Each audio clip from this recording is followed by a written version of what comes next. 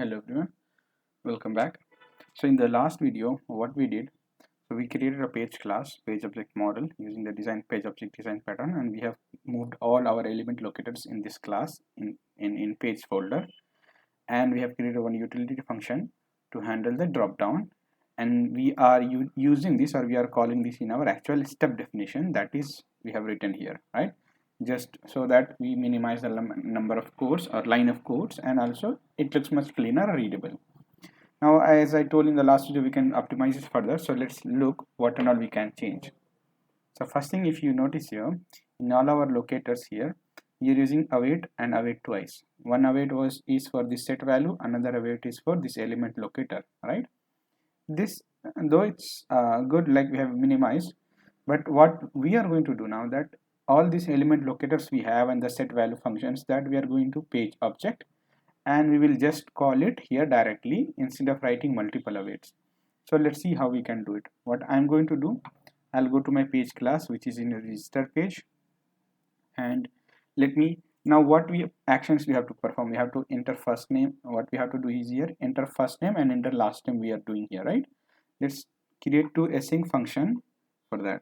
I'll say async enter first name and then here. So that's how we create a async function. Now this async function will expect one parameter, that is first name, which you need to pass as a value.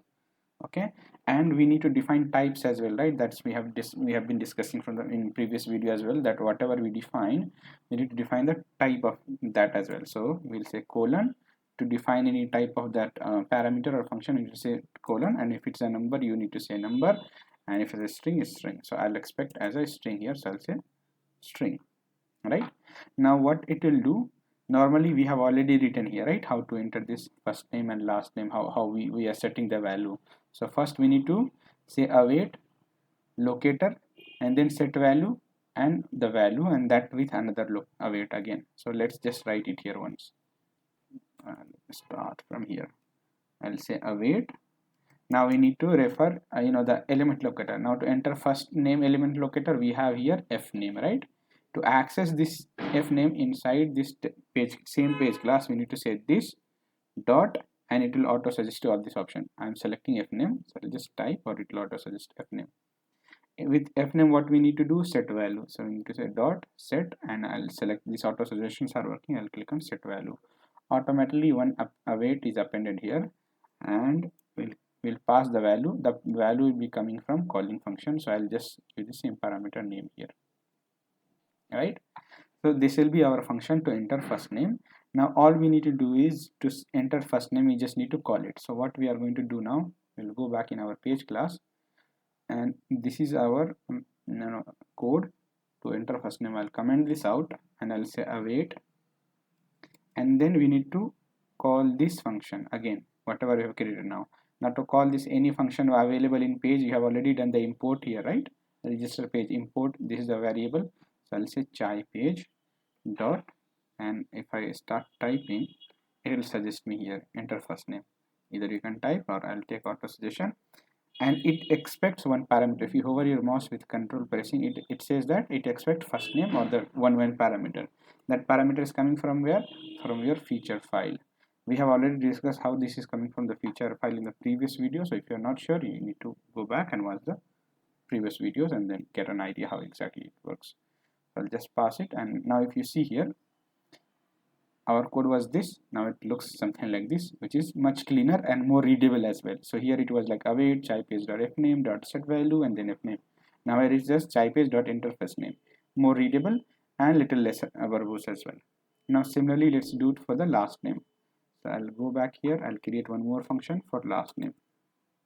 Async enter last name, and then it will expect a parameter. I'll say last name, it will be a type of string. I'll say string in curly braces. I'll see, I've just copied it from here. Whatever I have done, I'm just going to paste it. I've copied and pasted. Now there's two errors. First, the parameter we need to pass it here, it should be same as whatever we are assigning. So we'll say last name. Now in our test class we are accessing with this variable which we imported now, but here we are in the same class where our locators are there, so you don't have to say chai page. Here you just need to say this dot lname, and if you want to check whether this is resolving these locators or not, press control in your keyboard, control button, hold that, and then with the mouse you can hover here mouse, and if you see here it is resolving properly. Same for fname as well.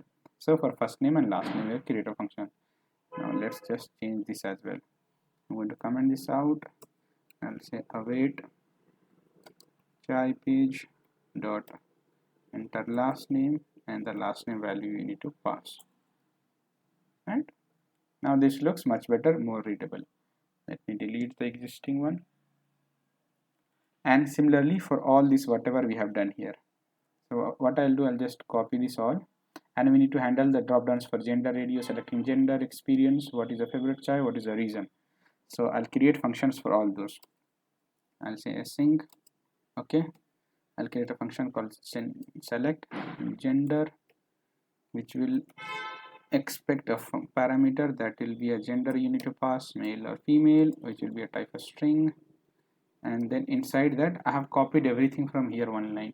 Okay, all these options I'm just going to paste it here, but everything will not be utilized here.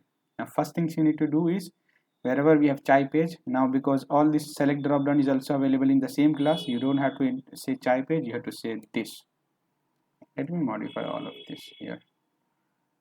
For element locator also we need to say this. Right now few things we need to change. First things, this function is only for selecting gender, spelling mistake here, gender, right? Now to select gender, this is our step, right? Now this gender will come, this parameter should match here, these are not for that. Now for handling selecting experience, I'll create another function. I'll say async select experience, it will be years of experience, right? So I'll say years, it should be a type of string, and open and close, and I'll cut this from here. I've just copied it here so that I don't have to navigate back to my test and then come back here, and this year should be passed to this class. Similarly I'll do for this reason. This is a reason selection I have mentioned as a which is your favorite chai. So let's create a function for that. Async select favorite chai, and expect a parameter, and then chai type or chai name, whatever you want to give parameter name, and then it should be a type of string, and cut it from here, and let's paste it, sorry, here, and this will be parameter will be favorite chai. Same we'll create for reason of chai, that is a why chai, right? So for that also I'll create one function, async select, I'll name this as a reason, and I'll say reason as an input parameter, or anything you can give any variable name, and inside that I'll cut this as well, remove extra lines and just paste it here. This value reason should come here, it's okay, it's already there. So yeah, now these are the functions are ready, which we will call in our test class. Just make sure that everything is correctly resolving. So if I hover my mouse pressing control button, it's resolving this select drop down. Similarly for gender radio, for experience, save chai, y checkbox, and you can just press control button and then click also, so that it will take you to the correct locator. So it is resolving correctly here, right? Even for experience radio it is selecting this. So these are all are working fine here, resolving correctly. Now just call it out wherever we have to do changes. Now for this select drop down, I'll just comment this and I'll say await, okay, chai page dot, and now we had a function to handle drop gender we have created, like select gender. Inside that you need to pass the gender type, which is coming from the feature file, right? Then for experience also we have created, I'll comment this out and I'll say await chai page dot select experience. I've created that function, and that will be YRS years, which is coming as input parameter. and this is for favorite chai. That for that also we have created a function just now, chai page dot select fab chai. This is the function, and I'll say here the parameter. Let me comment this out. Now we'll create one for a reason, chai page dot select reason. I guess I've created, yeah, reason, and the value for this is reason, and let's comment this out as well. Done. Let me delete it. I'll delete it at the end. Yeah, so this was this lengthy. Now it is much cleaner here, less verbose and more readable. So it says that select gender, and then you are passing the value. Select experience, you are passing the value. Select favorite chai, you are passing the value. Select reason, and you are passing the value, which is again, these all values are coming from the feature file. Let's similarly do this for as well. So I'll just copy both at a time. One for continent dropdown, one is for Selenium command selection. So let me just create a function here. Async select continent, and I'll say continent as input parameter. It should be a type of string, and I'll just paste it here. Only one was for continent, another is for Selenium command. I'll say async select Selenium command, which will be like one parameter command type of string, and then whatever I've done, paste it. Now this chai page I'll make as this, here, right? Nothing will change. So yeah, this is all look good. Now just let's call it in our test. So you can just comment this out, and you need to say await chai page dot select continent. I need to pass the value. The value is nothing but this continent coming from here. Comment this out, and I'll say for Selenium command, we'll say chai page dot select Selenium. I think select command, it was select Selenium command, and the value is coming from here, right? Done. Now let's create one function for click as well, clicking on submit button. So in page class select async, and I'll say click on submit button. Here it does not require any input parameter because this is just to click, and I've copied from here, pasting in my page class. This I need to make to this. Okay, it should not be chai page, and that, yeah, let's call this out here. So comment it out, and we'll say await chai page dot click on submit button. Done. Yeah, so we have done the changes. See, we have created enter name, first name, last name, select gender, select experience. Now these all are more readable, less verbose, and we don't have multiple awaits looking here. Though we understand that there is still here await, multiple awaits here is still in page classes we have created here.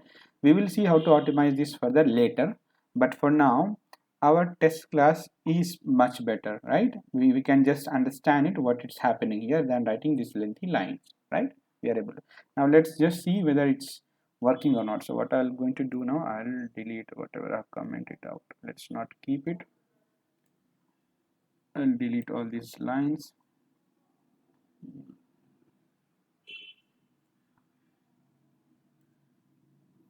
Now let's try to run. Okay, one more thing we need to do. We are getting this header from this locator, that also we are referencing directly to page class. Okay, so let's create one. For this we'll just create a getter. So in the beginning itself I'll create async and say get header. Here we are doing nothing but getting a header. Okay, and need to say await this dot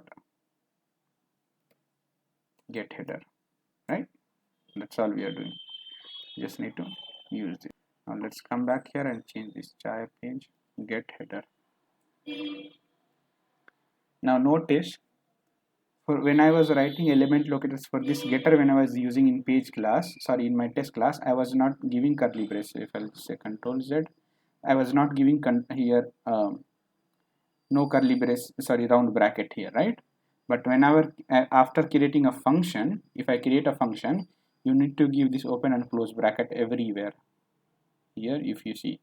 So for getters, these all getters, you don't have round bracket when you are calling it. You don't have to give. For example, here itself you see, when I'm calling this dot fname from here, I'm not giving any open and close bracket for this fname. But if you are calling this kind of functions, you need to give open and close bracket here.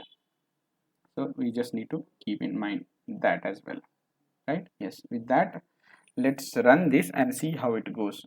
Because we have done the changes, we need to make sure that whatever changes we have done, it's not breaking. So I'll open terminal, which I have already done here.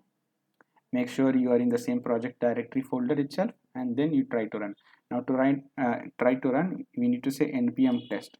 When we say npm test, what it goes, it will go in package.json here, and it will see if any script is there with that name. Yes, we have a script with the name test, which will execute exactly this command. We have already seen this in the earlier previous videos. You can check that out if you're not, if you're not sure how this works. But yeah, when we say npm test, it will come here, it will look for the script, it will find the actual code, and it will invoke this configuration file. But if I run this configuration file now, and if I come here and check in this configuration section in spec, it says under features folder, that is inside this features folder, any folder and any file name with dot feature extension, it will run everything. I don't want to run all the feature file, I just want to run only this register feature. So I'll just give the name here, register feature. Now it will run only one file. So now let me run this. I'll say npm test. Okay, looks like I started execution. So it's trying to load the page, and it should do all the things that we expect. Okay, something has failed. Let's check what was that. We have done some mistake here. It says maximum size for form header. Okay, I realize that. What is that? So here, this get header, right? What we are saying is this dot header. Oh, my bad. We are just calling here this from this function, the same function. We should call this header, right? It was a mistake. We are calling this header. I was just keep on calling the same function, and that is why it gave that error. So we have just fixed it, and let's recall it. Sorry, rerun it. Okay, it started loading again. The page is loading, and it should enter the first name, last name, everything. Somewhere something is wrong. It's failing. Yeah. It says received undefined. Okay, so it was trying to expected to have practice form but received undefined. So we have done something wrong here. Instead of await, we should say return. And if any await is there, you can directly call it without async function in this, and still should work.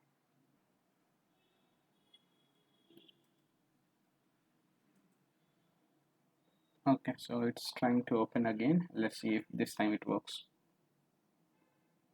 I've tried already, and few times it was failing. So let's see if hopefully it should work this time. Yeah, so it is trying to enter username, password, selecting gender, every data is selected, and clicking on OK. So yeah, now it's good. Fine, and finally it passed. So there was a mistake here. What I was doing is in this get header, whenever you want to return any simple getter header or you want to return any value, you don't have to create that as a async function. You can just directly say return. Now I was not aware of this. I have just realized what I did.